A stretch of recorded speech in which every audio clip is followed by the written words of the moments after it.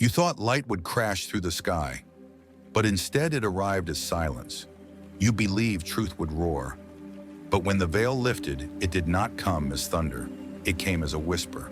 The moment your eyes opened, everything you once called reality began to fall away.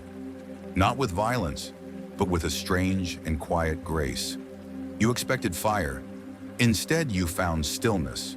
No urgency, no direction, no flame to follow. Just a haunting softness. A strange emptiness where the life you once lived no longer fits the soul that now sees. And somewhere in that space, a quiet ache begins to echo. Why did the fire vanish, just as I began to awaken? This is the paradox no one tells you about. The quiet collapse after the awakening. Not a fall from grace, but a fall from illusion. When the layers are stripped away and the noise finally dies, you're not handed a mission. You're given a mystery, and inside that mystery, motivation evaporates. What once fueled you, approval, ambition, identity, now slips through your hands. Because it was never true fuel, it was noise, dressed up as purpose. And in this holy quiet, that false fire begins to die. That fire you once followed was never real, it was noise.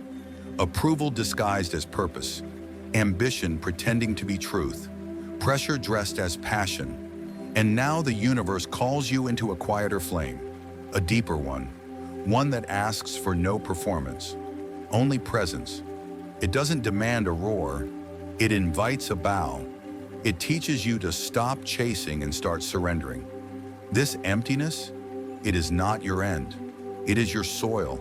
You're standing in the space between the story that collapsed and the one that hasn't yet begun.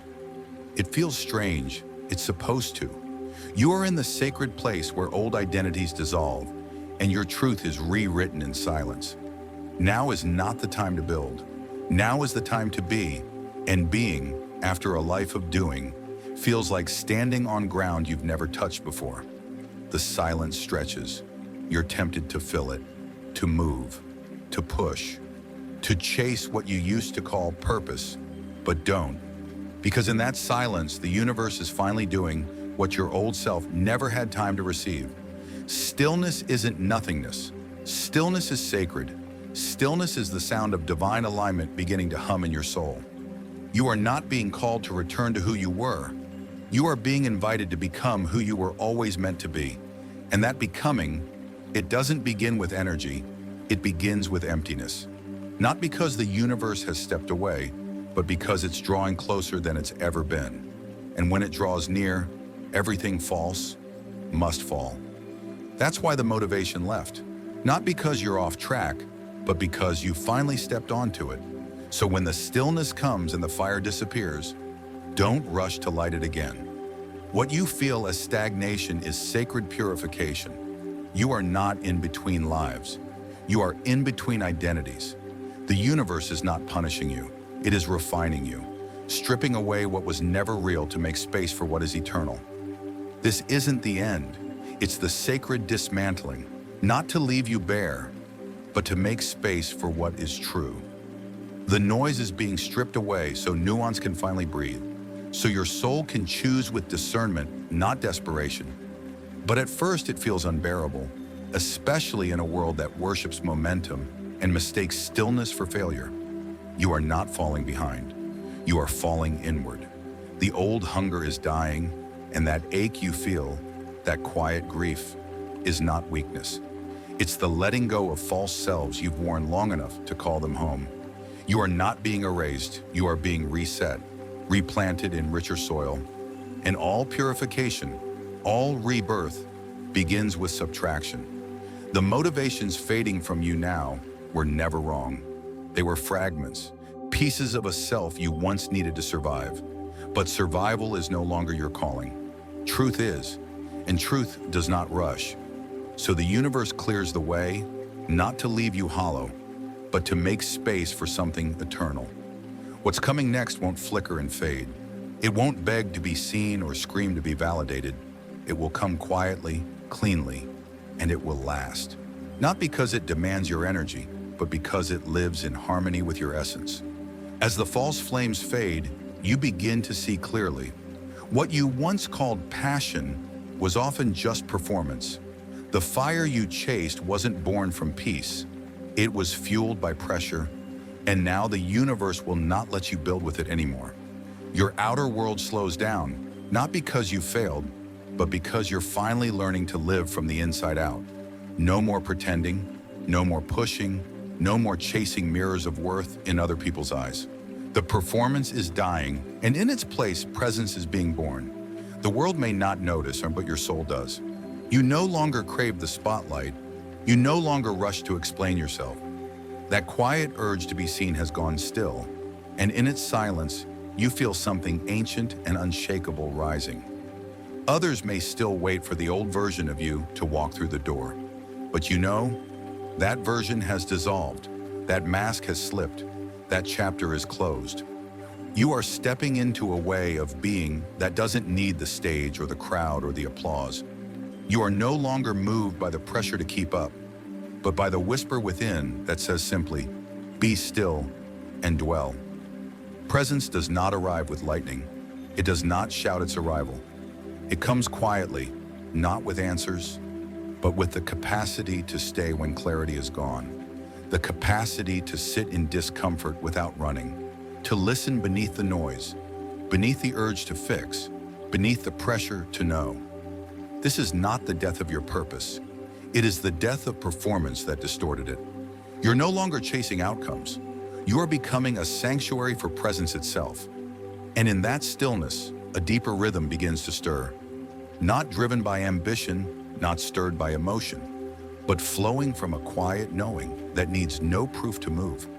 And then something unfamiliar happens. You no longer recognize yourself. The mask you wore for so long has vanished, but so has the name you used to answer to. You've stepped into the sacred wilderness, not a punishment, but a passage. The space between the self you performed and the self you're becoming. Here, old instincts no longer apply. The habits that once guided you suddenly fall silent. And the ego, unmoored, uncertain, starts to panic, searching for something familiar to hold on to. But the soul, if you let it, waits. This is where vision begins. In this quiet between chapters, you finally see how much of your identity was shaped by survival. How many parts of you were carefully crafted just to be accepted, just to be loved, just to belong. Even the versions of you that look strong, holy, purposeful, they begin to fall away. Not because they were wrong, but because they are no longer needed. What was built on fear cannot follow you into a future built on truth. So you grieve, not because you failed, but because the false self served you as far as it could. This unraveling is not violent, it is not sudden, it is sacred, it is deliberate. Some days clarity flickers like a candle and fades again into shadow. You try to return to the old dreams, the old definitions, but they no longer respond. They feel silent, empty. It's not that you're lost, it's that your soul has turned away from anything that isn't real. That refusal, that holy resistance, it is grace. You're not being defiant, you are being refined. The wilderness is not here to break you, it is here to uncover you. The one buried beneath years of achievement, adaptation, and applause. And then the question shifts. You stop asking, how can I become more? And begin asking, who have I always been underneath it all? And in still moments you feel it, a glimpse of the unarmored self, the essence that doesn't perform, that doesn't prove, that no longer pretends. Then it begins to dawn on you. Identity was never something to build. It was something to uncover. Every false layer that falls doesn't leave you exposed. It brings you closer to the truth that was always waiting beneath. This is the sacred work of the wilderness. Not to shrink you, but to free you from what was never yours to carry. The masks, the metrics, the borrowed dreams that wore your name, they dissolve, quietly, gently, and sometimes painfully. And what remains is not some polished, perfect self. It is a present one, whole, honest, hidden perhaps, but never again hollow. Because once your identity is reclaimed in silence, No amount of noise can ever steal it again. And when the inner soil is finally cleared, something ancient begins to stir. Not with a bang, but with the hush of morning light spilling across a soul that's finally ready to be seen. It is not ambition, it is not urgency, it is not that loud hunger to prove. It is a soft pull, a resonance, not a roar. It does not demand action, it invites alignment. The holy fire that rises now does not strike with force, it emerges from the silence you've learned to hold. This fire, it is different. It does not burn for applause.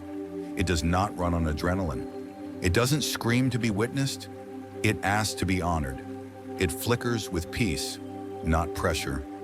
You move not because something outside you shouts, but because something deep within you hums with truth. No more rushing to prove. No more striving to produce. Only a sacred unfolding, a quiet obedience to a deeper rhythm. And when you act now, it is not from strategy, but from stillness. What once had to be pushed now moves on its own. This is the fire that does not fade. It does not chase validation. It does not collapse beneath emotion. It burns steady. It burns true. And most importantly, it burns from within. This fire, it doesn't shout. It endures, quietly, faithfully, without asking to be noticed. It was not born from striving, but from surrender, not fueled by charisma, but carried by character. And the most powerful part? You may not even notice it growing, until one day someone looks at you and says, "I don't know what changed, but there's something different in your presence." And you'll know, because this time, what burns within you isn't borrowed. It's not copied. It's not for show. It is yours and it cannot be extinguished. As the fire takes root, you begin to realize this is not something you carry. This is something you have become. The line between your spirit and the flame fades until there is no difference. You are no longer reaching for energy. You are energy. You don't wake up trying to figure life out. You wake up already in tune with it. This fire is now in your bones, in your breath, in your stillness. It doesn't need to rise up and roar to prove it exists. It simply is, constant, even in silence. What once felt like absence now feels like sacred intimacy. You don't wait for signs anymore. You are the sign, and the path doesn't call to you from afar. It rises up beneath your feet as you walk. The universe is no longer a distant force shaping your destiny. It lives within you, breathing through you, guiding you without words. Your actions aren't performed, they're revealed. Your choices are not strategic, they are surrendered. And with every quiet yes, with every moment you choose peace over pressure, the fire grows, deeper, steadier, more alive. Now you move through the world without needing to announce yourself.